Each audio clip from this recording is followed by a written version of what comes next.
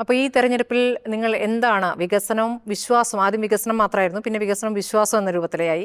അപ്പോൾ എന്താണ് നിങ്ങൾ മുന്നോട്ട് വയ്ക്കുന്ന കാര്യം? ഇവിടെ എന്ത് നേടിത്തന്നു എന്നാണ് പറയുന്നത്? ഇപ്പോൾ ദേശീയപാതയുമായി ബന്ധപ്പെട്ടാണെങ്കിൽ അത് എൻ്റെ നേട്ടം എന്ന് മന്ത്രി മുഹമ്മദ് റിയാസ്, അല്ലെങ്കിൽ സംസ്ഥാന സർക്കാർ ഞങ്ങളുടെ നേട്ടം എന്നത് ഉറക്കെ പറയുന്ന ഒരു കാര്യമുണ്ട്. അപ്പോൾ എന്താണ് യഥാർത്ഥത്തിൽ BJPക്ക് ഇവിടെ ഉണ്ടായിരിക്കുന്ന വികസനം? പറഞ്ഞത് കൊണ്ട് കാര്യമില്ലല്ലോ, വസ്തുത വേണ്ടേ? ആളുകൾ അങ്ങനെ പലതും ഉറക്കെ പറയും. കേരളത്തിന് വേണ്ടി നരേന്ദ്രമോദി ഗവൺമെൻറ് എന്ത് ചെയ്തു എന്നുള്ളതിന് കണക്കുകളുണ്ട്. 2004 മുതൽ 2014 വരെ 10 വർഷത്തെ UPA ഗവൺമെൻറ് ഉണ്ട്. നമ്മളിപ്പോൾ അതിന് മുമ്പത്തെയൊന്നും ചിന്തിക്കേണ്ട. 2004 മുതൽ 2014 വരെയുള്ള UPA ഗവൺമെൻറ്റും 2014 ശേഷം അധികാരത്തിൽ വന്ന നരേന്ദ്രമോദി ഗവൺമെൻറ്റും, ഈ ഗവൺമെൻറ്റുകളൊന്ന് കമ്പയർ ചെയ്താൽ ആരാണ് കേരളത്തിന് ഏറ്റവും കൂടുതൽ സഹായം ചെയ്തത്? അന്ന് കേരളത്തിൽ നിന്ന് 5-6 മന്ത്രിമാരുണ്ടായിരുന്നു ആദ്യത്തെ UPA ഗവൺമെൻറ്റിൽ. ആ സമയത്ത് നമുക്കൊന്നും കിട്ടിയിട്ടില്ല. കേരളത്തിൻ്റെ സാമ്പത്തിക വിഹിതമായാലും കേരളത്തിൻ്റെ പദ്ധതികളായാലും കേരളത്തിൻ്റെ പൊതുവികസനമായാലും വിവിധ കേന്ദ്ര പദ്ധതികളിലെ കേരളത്തിൻ്റെ അലോട്ട്മെൻ്റ് ആയാലും ഈ 10 വർഷത്തെ ഗവൺമെൻറ്റുകൾ തമ്മിൽ താരതമ്യം ചെയ്താൽ മതി. അപ്പോൾ ആര് കേരളത്തെ സഹായിക്കുന്നു എന്നുള്ളത് കണക്കുകൾ നമ്മുടെ മുന്നിലുണ്ട്. ഞങ്ങൾ ആ കണക്കുകൾ ജനങ്ങളോട് ആവർത്തിച്ച് പറഞ്ഞുകൊണ്ടേയിരിക്കുന്നുണ്ട്. ജനങ്ങൾക്ക് ബോധ്യമാണ്. ദേശീയപാതയുടെ ക്രെഡിറ്റ് അപ്പോൾ നിങ്ങൾ കാണും. തീർച്ചയായിട്ടും നരേന്ദ്രമോദി ഗവൺമെൻറ് കേരളത്തിന് നൽകിയിട്ടുള്ള സഹായങ്ങൾ, ഞങ്ങൾ ഡബിൾ എഞ്ചിൻ സർക്കാർ കേരളത്തിൽ വരണമെന്നാണ് ഞങ്ങൾ പറയുന്നത്. ആ ഡബിൾ എഞ്ചിൻ സർക്കാർ ഉണ്ടെങ്കിൽ മാത്രമേ കേരളത്തിൻ്റെ വികസനം സാധ്യമാവുകയുള്ളൂ. സത്യത്തിൽ എന്തുകൊണ്ടാണ് ജലജീവൻ മിഷൻ കേരളത്തിൽ പൂർത്തിയാകാത്തത്? കേന്ദ്ര ഗവൺമെൻറ് 60% തുകയും സംസ്ഥാന ഗവൺമെൻറ് 40% തുകയും കൊടുക്കണം. ഇന്ത്യയിൽ ബാക്കി എല്ലാ സംസ്ഥാനങ്ങളും ഏതാണ്ട് പൂർത്തിയായി കഴിഞ്ഞു. കേരളത്തിൽ ഇപ്പോഴും അത് ഇഴഞ്ഞു നീങ്ങുകയാണ്. കേന്ദ്ര ഗവൺമെൻറ് കൊടുക്കേണ്ട 60% തുക ഓൾറെഡി നേരത്തെ തന്നെ കൊടുത്തിട്ടുണ്ട്. സംസ്ഥാന ഗവൺമെൻറ് കയ്യിൽ പണമില്ല എന്ന് പറഞ്ഞുകൊണ്ട് ആ പദ്ധതി പൂർത്തിയാകാൻ നിൽക്കുകയാണ്. ആ പദ്ധതി പൂർത്തിയായിട്ടുണ്ടെങ്കിൽ ഇത്രയും പ്രശ്നം കുടിവെള്ളക്ഷാമത്തിൽ ഉണ്ടാകുന്നില്ല.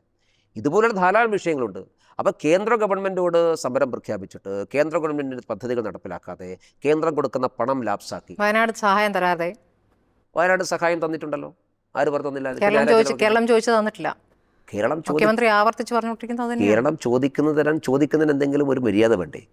കേരളം ചോദിച്ചത് 2000 കോടി. ആദ്യം 4000 പറഞ്ഞു, 2000 പറഞ്ഞു. അതിൻ്റെ കണക്കെന്താന്ന് ഹൈക്കോടതി ചോദിച്ചപ്പോൾ ഇവർക്ക് ഉത്തരം പറയാൻ ബീഹാറിനടക്കം കൊടുക്കുന്നതിൽ നിങ്ങൾക്ക് ആ മര്യാദ പ്രശ്നം വരുന്നില്ലല്ലോ. രണ്ടും രണ്ടാണല്ലോ. ബീഹാറിൽ കൊടുക്കുന്നത് ബഡ്ജറ്റ് ലൊക്കേഷനാണ്. നമുക്ക് വേണ്ടത് ദുരിതാശ്വാസ നിധി എന്ന് പറയുന്നത് കേന്ദ്ര ഗവൺമെൻറ്റിൻ്റെ ഒരു മന്ത്രിസഭാ യോഗം അംഗീകരിക്കണം, സബ് കമ്മിറ്റി അംഗീകരിക്കണം. അതിൽ ദേശീയ ദുരന്ത നിവാരണ അതോറിറ്റിയുടെ ഭാഗമായി അനുവദിക്കപ്പെടേണ്ട പണമാണ്. ആ പണത്തിന് ഇവർ ഒരു പാക്കേജ് ചോദിക്കുമ്പോൾ ആ പാക്കേജിൽ ആവശ്യമായ കാര്യങ്ങൾ എന്തൊക്കെയാണെന്ന് വേണം.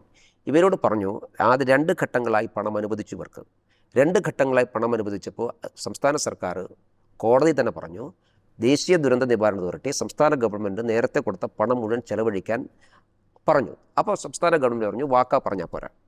അപ്പോൾ കേന്ദ്ര ഗവൺമെൻറ് വാക്കാലല്ല, ഇൻ റിട്ടേൺ ആയിട്ട് കൊടുത്തു, നിങ്ങൾ ഉപയോഗിച്ചോളൂ. അതിനുശേഷം പാക്കേജിന് വേണ്ടി നിങ്ങൾ വിശദാംശങ്ങൾ കൊടുക്കുമ്പോൾ ആ വിശദാംശങ്ങൾ പെടുത്തി ബാക്കി തുക അനുവദിക്കാം. ആ വിശദാംശങ്ങൾ ഇവർ പറഞ്ഞു 2000 കോടി ഇല്ല, 900 കോടിയേ ഉള്ളൂ. ആ 900 കോടിയിൽ 750 കോടി ഓൾറെഡി കേന്ദ്രം കൊടുത്തിട്ടുണ്ട്. പിന്നെ 150 കോടി കാണാം ഇവർ പറയുന്നത്. അത് മുഖ്യമന്ത്രിയുടെ ദുരിതാശ്വാസ നിധിയിലേക്ക് പണമുണ്ടല്ലോ, അത് ചിലവഴിച്ചൂടെ? പണമില്ലാത്തത് കൊണ്ടല്ലോ ചിലവഴിക്കാത്തത്.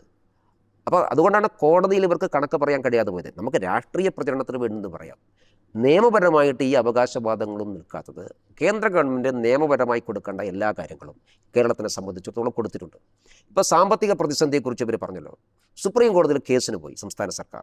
ആ കേസ് എങ്ങനെയാണ് തീർന്നത്? കേസ് കോടതിയിൽ പരിഗണിച്ചപ്പോൾ ഈ സപ്പോർട്ടിംഗ് എവിഡൻസ്, അതായത് നിയമപരമായിട്ട് കേന്ദ്ര ഗവൺമെൻറ് കൊടുക്കേണ്ട പണം ഞങ്ങൾക്ക് ലഭിക്കുന്നില്ല എന്നുള്ളത് സപ്പോർട്ടിംഗ് എവിഡൻസ് ചോദിച്ചു. കേരള സർക്കാരിന് വേണ്ടി ഹാജരായിട്ടുള്ള വക്കീലിന് അങ്ങനെ ഒരു എവിഡൻസ് ഉണ്ടായില്ല. അവസാനം കോടതി പറഞ്ഞു നിങ്ങളൊരു കാര്യം ചെയ്ത് ഔട്ട് ഓഫ് കോർട്ട് സെറ്റിൽമെൻ്റ് ആക്കി തീർത്തോളൂ എന്ന് പറഞ്ഞാൽ, സാധാരണ നമ്മൾ കോടതിയിൽ ഔട്ട് ഓഫ് കോർട്ട് സെറ്റിൽമെൻറ്റ് എന്ന് പറഞ്ഞു കഴിഞ്ഞാൽ നിങ്ങൾക്ക് പറയാനൊന്നുമില്ല, വേണമെങ്കിൽ മധ്യസ്ഥം പറഞ്ഞ് തീർത്തോളൂ. ഇവർക്ക് നിയമപരമായി പിൻബലമുണ്ടെങ്കിൽ അതിന് ആവശ്യമില്ലല്ലോ. അപ്പം നിയമപരമായിട്ടൊന്നുമില്ല, ഇത് രാഷ്ട്രീയ പ്രചരണം മാത്രമാണ്. ആ രാഷ്ട്രീയ പ്രചരണത്തെ BJP രാഷ്ട്രീയമേ നേരിടും, അത്രയേ ഉള്ളൂ.